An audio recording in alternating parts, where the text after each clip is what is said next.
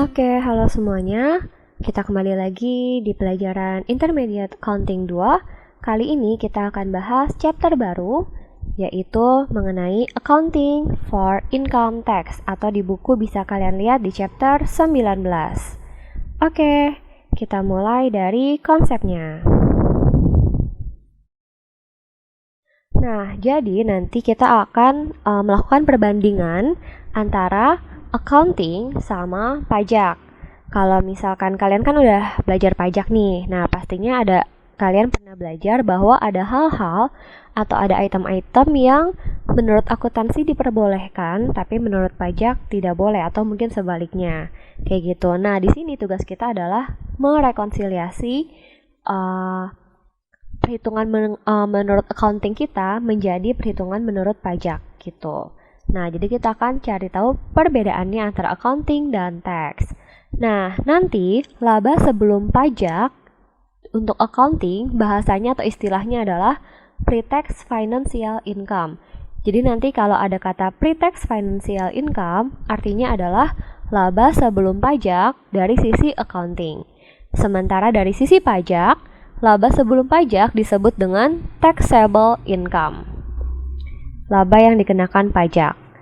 Nah, nanti perusahaan akan punya angka pre-tax financial income dan juga akan punya angka taxable income.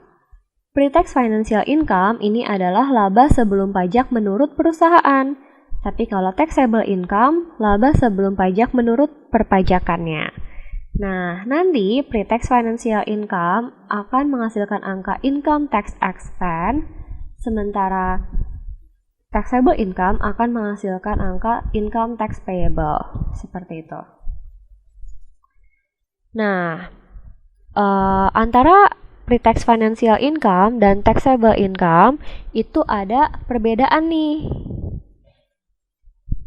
Nah, jadi nanti angkanya pasti beda antara pre-tax sama taxable income. Ada perbedaan. Perbedaannya perbedaan apa aja sih? Oke, perbedaannya ada dua. Yang pertama adalah permanent difference. Yang kedua adalah temporary difference. Atau kalau kalian udah belajar pajak, di pajak itu permanent difference namanya beda tetap. Temporary itu adalah beda waktu. Jadi ada beda tetap dan beda waktu, seperti itu. Kita mulai dari yang permanen terlebih dahulu ya. Apa sih permanen? Permanen itu adalah item-item yang menurut akuntansi boleh diakui sebagai beban atau penghasilan, tapi menurut pajak sama sekali tidak boleh. Jadi benar-benar nggak boleh. Apa aja contohnya? PPh 4 ayat 2, PPh 4 ayat 3, dan PPh pasal 9. Nah, ini kalian ingat gak nih tentang apa aja? PPh 4 ayat 2 adalah PPh final, PPh 4 ayat 3 adalah bukan objek pajak, PPh 9 adalah objek pajak yang tidak boleh dikurangkan. Kalau kalian mau tahu nih, apa aja sih yang termasuk ke PPh final, apa aja yang termasuk ke dalam bukan objek pajak, apa aja yang termasuk ke dalam objek pajak yang tidak boleh dikurangkan, kalian silahkan buka undang-undang perpajakannya ya. Nah, ini kalian baca sendiri nih apa aja yang termasuk item-item ini. Nah, kalau dia salah satu dari 3 item ini, maka akan masuk ke dalam kategori permanent difference. Untuk yang temporary difference, beda waktu, ini akan dibagi menjadi 2 lagi. Yang pertama adalah deferred tax asset, yang kedua adalah deferred tax liability. Atau kalau bahasa gampangnya, deferred tax asset sama dengan koreksi positif. Sementara deferred tax liability itu adalah koreksi negatif. Jadi kalau di pajak kan udah belajar tuh koreksi positif dan koreksi negatif. Nah, koreksi positif itu DTA, deferred tax asset. Koreksi negatif itu adalah DTL, deferred tax liability. Kalau misalkan koreksi positif itu artinya revenue-nya akan bertambah, sementara expense-nya akan berkurang. Jadi perbaikan atau koreksi yang menambah revenue atau mengurangi expense itu masuk ke dalam kategori koreksi positif. Revenue bertambah makin bagus kan? Kalau beban berkurang juga makin bagus, maka ini positif, deferred tax asset. Tapi kalau yang koreksi negatif atau deferred tax liability, revenue-nya berkurang, expense-nya bertambah. Kalau revenue kita berkurang kan nggak bagus. Expense bertambah juga nggak bagus. Kayak gitu. Maka ini masuk ke dalam kategori koreksi negatif. Nah, nanti perbedaan antara pre-tax financial income dan taxable income disebabkan karena perbedaan-perbedaan ini nih. Nanti tugas kita di chapter ini kita membuat rekonsiliasinya dari pre-tax financial income menjadi taxable income. Bener gak sih perbedaannya karena apa aja kayak gitu? Nah, kita lanjut ke contoh konsepnya dulu. Tadi udah ada konsepnya, kita coba ke contohnya. Contoh yang pertama. Beban penyusutan mesin menurut perusahaan adalah 2 juta rupiah, sedangkan menurut perpajakan adalah 1.800.000 rupiah. Nah, ini ngomongin tentang beban ya. Oke, menurut perusahaan, berarti menurut accounting, itu adalah 2 juta.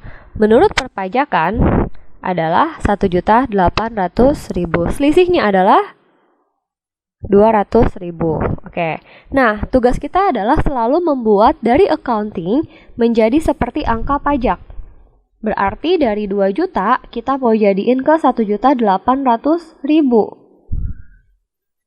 Nah, ini adalah expense kan? Kategorinya adalah beban, expense. Karena ini expense, yang kita lakukan adalah dari 2 juta ke 1.800.000 berarti kita akan mengurangi. Expense-nya akan berkurang.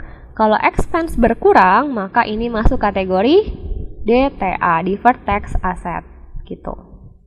Lanjut, contoh kedua.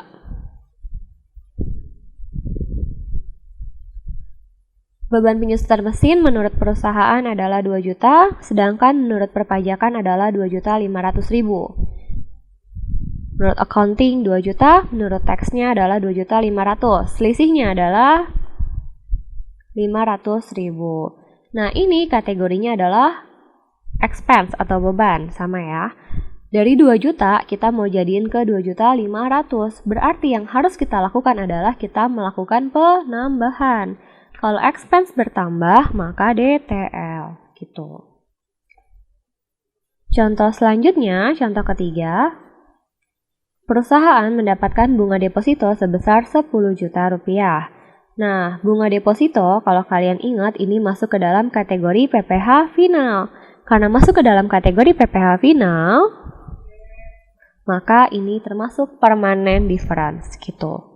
Jadi harus dihafalin ya, mana yang masuk final, mana yang masuk 4 ayat 3, mana yang masuk PPh 9, gitu. Nah, ini referensinya dari buku intermediate kalian. Oke, thank you.